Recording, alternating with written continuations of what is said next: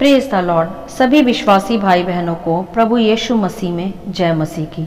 Bible शिक्षा channel पर आप सभी का स्वागत है।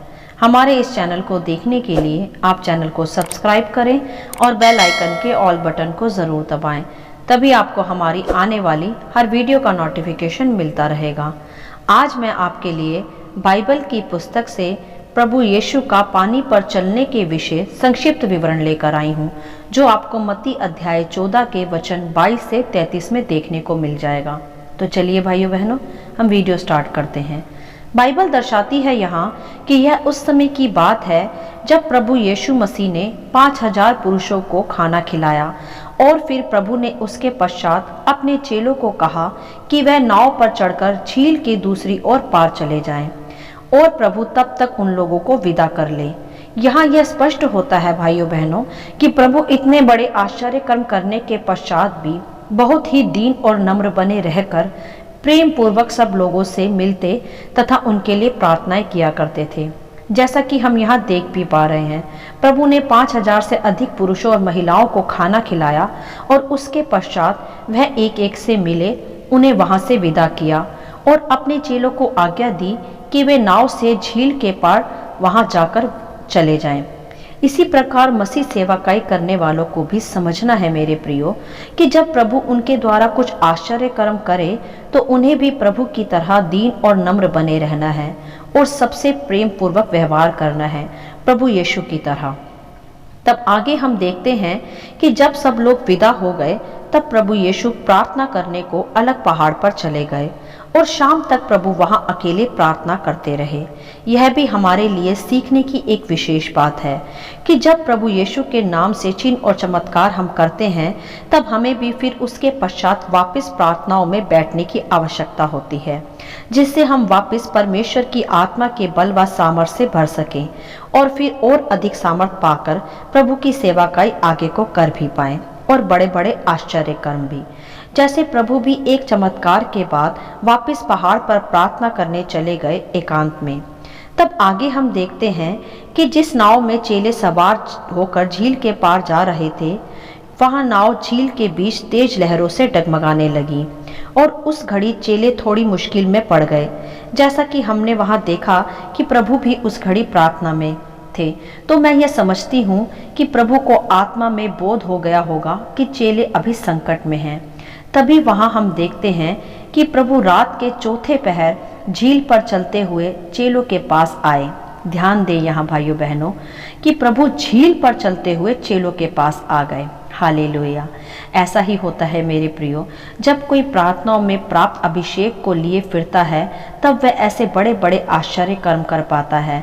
जैसे प्रभु पिता की उपस्थिति से भरे थे, सामर्थ्य से भरे, पवित्रताई से भरे थे और इसी के पश्चात वह पानी पर भी चल पाए, क्योंकि वह सामर्थी परमेश्वर की महिमा से पूर्ण रीति से भरे हुए थे।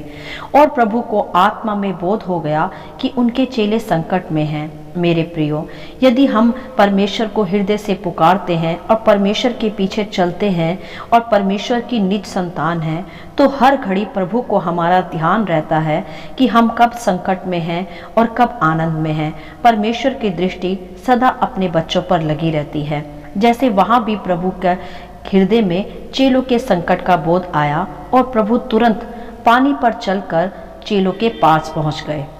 तब जब प्रभु झील पर चल के चेलों के पास आए तब चेले प्रभु को झील पर चलते आते देखकर डर गए और कहने लगे कि यह तो कोई भूत है, और डर के मारे चिल्लाने लगे। तब वहां प्रभु यीशु ने तुरंत उनसे बातें की और कहा कि ढांढस बांधो, मैं हूँ, डरो मत। हालेलुया। इस प्रकार प्रभु ने अपना नाम यहाँ एक बार फिर से प्रकट किया, मैं हूँ, जो यहोवा परमेश्वर ने भी मूसा को बताया था कि मेरा नाम मैं हूँ। तो यहाँ प्रभु यीशु स्वयं परमेश्वर की आत्मा में फिर से एक बार चेलों पर अपने नाम के साथ खुद को प्रकट करते हैं कि डरो मत, मैं हूँ।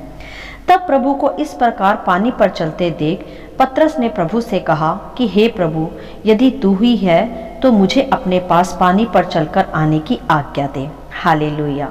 यहाँ हम देख सकते हैं मेरे प्रियो कि पतरस में कितना हियाव और विश्वास था, जबकि वहाँ और भी चेले थे, परंतु किसी ने ऐसी हियाव की बात नहीं कही केवल पतरस ने ही प्रभु पर विश्वास को दृढ़ करते हुए बोला कि प्रभु तू है तो मुझे अपने पास पानी पर चलकर आने की आज्ञा दे।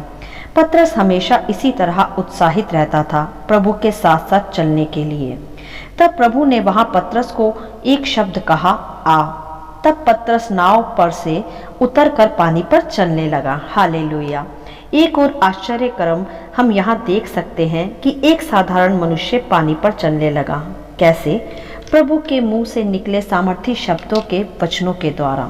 जी हाँ भाइयों बहनों, पतरस इसीलिए पानी पर चल पाया क्योंकि उसने प्रभु के मुंह से निकले शब्दों पर विश्वास किया, उसे सुना।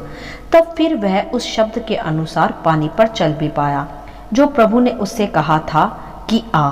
तो मेरे प्रियो, यहाँ यह महत्वपूर्ण बात सीखने की यह है कि हमें भी प्रभु के मुंह से निकले हर एक शब्द पर, उसके वचनों पर विश्वास करना है तथा उसी को केवल सुनना और मनन करना है। तब हमारे जीवन में भी ऐसे अद्भुत आश्चर्य कर्म हो पाएंगे। तब हम भी डुबाने वाली परिस्थितियों के ऊपर चलने वाले हो जाएंगे। हालेलुया।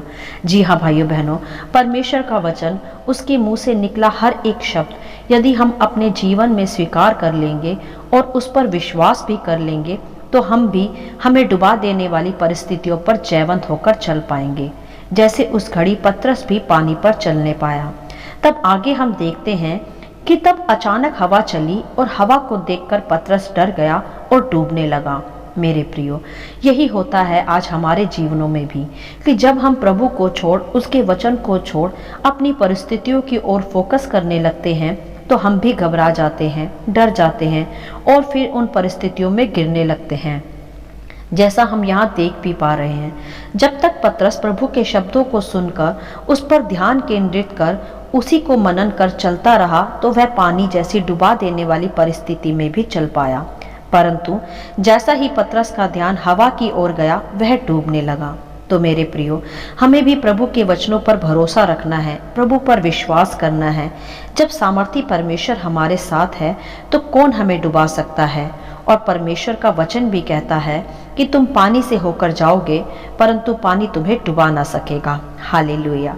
तो मेरे प्रियो, हमें भी अपना संपूर्ण विश्वास प्रभु की कही बातों पर लगाना है, अपनी परिस्थितियों पर नहीं। यदि हम प्रभु को छोड़ अपनी मुश्किल परिस्थितियों की ओर देखेंगे तो अवश्य डूबेंगे, जैसे पतरस के साथ भी हुआ। जब हवा चली तो पतरस का ध्यान प्रभु से हटकर हवा पर चला गया और वह डर गया और डूबने लगा। तब आगे हम देखते हैं कि जैसे ही पतरस पानी में डूबने लगा तब उसने तुरंत चिल्लाकर प्रभु को पुकारा और कहा, हे प्रभु मुझे बचा। तब यीशु ने तुरंत हाथ बढ़ाकर पतरस को थाम लिया और पतरस डूबने से बच गया। हालेलुया। यहाँ ध्यान दे भाइयों बहनों कि पतरस ने डूबने पर किसी अन्य चेलों को या अपने भाई बंधुओं को नहीं पुकारा कि वे उसे बचा ले। पतरस ने उस घड़ी सिर्फ और सिर्फ प्रभु यीशु को पुकारा, क्योंकि मेरे प्रियो, वही सर्वसामर्थी है जो हर एक संकट से छुड़ाने के योग्य भी है। हमें भी ध्यान रखना चाहिए अपने जीवनों में कि चाहे कितना भी संकट आ जाए, चाहे कितनी भी परिस्थितियां विपरीत हो जाएं, हमें अपने परमेश्वर को छोड़ किसी की मदद नहीं मांगनी चाहिए। वही एकमात्र सच्चा व जीवित खुदा है जो हमें हमारी डुबा देने वाली परिस्थितियों से बाहर निकाल सकता है।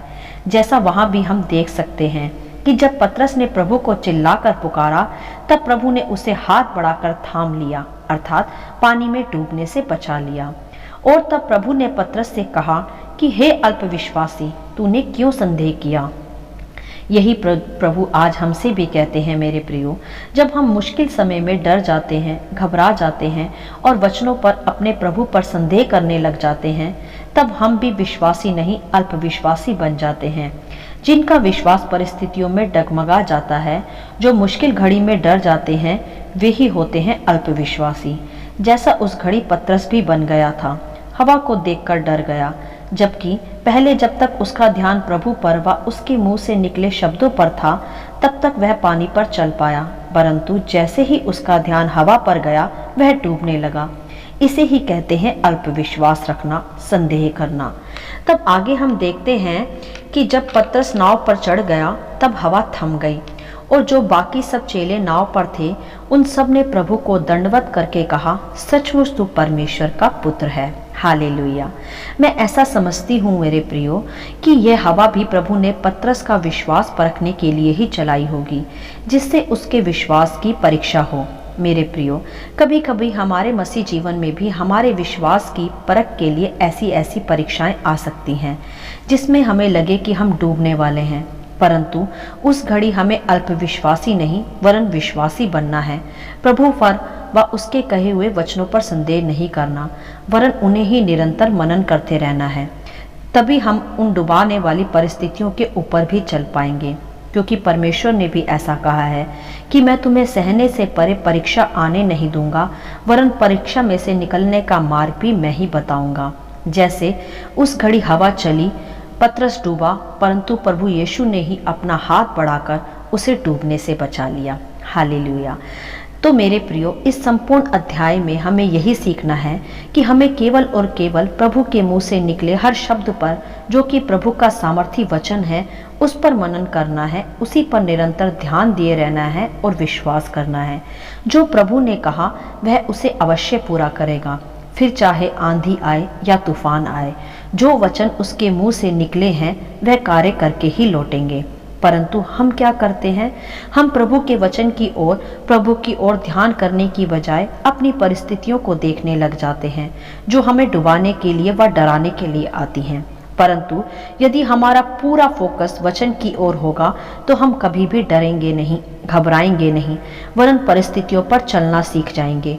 उसके लिए हमें अपना ध्यान प्रभु की वचनों की ओर लगाने की आवश्यकता है, क्योंकि वही सामर्थी प्रभु है। वह जब हमारी ओर है तो फिर कौन हमारा विरोधी हो सकता है। तो मेरे प्रियो, अपने विश्वास को मजबूत करें, मुश्किल घड़ी में घबराए नहीं, डरे नहीं, वरन आत्मा से दीन होकर प्रभु को पुकारें। वह आपको हर डुबाने वाली परिस्थिति से छुड़ाने के योग्य है। जब हमारा सामर्थी परमेश्वर पानी पर चल सकता है, परिस्थितियों के ऊपर चल सकता है, तो उसने वही सामर्थ और वही अभिषेक हमें भी दिया है। हमें भी परिस्थितियों को देखकर डरना नहीं, वरन परिस्थितियों के ऊपर अब चलना सीखना है। एक कदम प्रभु यीशु की ओर बढ़ाना है, फिर परमेश्वर की ओर ताकते रहना है। जब हम उसके वचन की ओर और उसकी ओर अपनी दृष्टि को लगाए रखेंगे तो अवश्य हम नकारात्मक चीज़ों से, डुबाने वाली परिस्थितियों से बाहर आकर उन परिस्थितियों पर चलना सीख जाएंगे और एक जयवंत मसीह बन पाएंगे। हालेलुया। आशा करती हूँ इन वचनों का संक्षिप्त विवरण आप सभी को समझ में आया होगा। परमेश्वर आपको अपनी पवित्र आत्मा की भरपूरी से सदा भरता रहे। यदि आप चाहते हैं कि दूसरे भी इसे सुनकर आशीष पाएं, तो आप दूसरों के साथ भी इसे शेयर कर सकते हैं, क्योंकि हमारे प्रभु यीशु मसीह की यही इच्छा है। आमीन and God bless you all.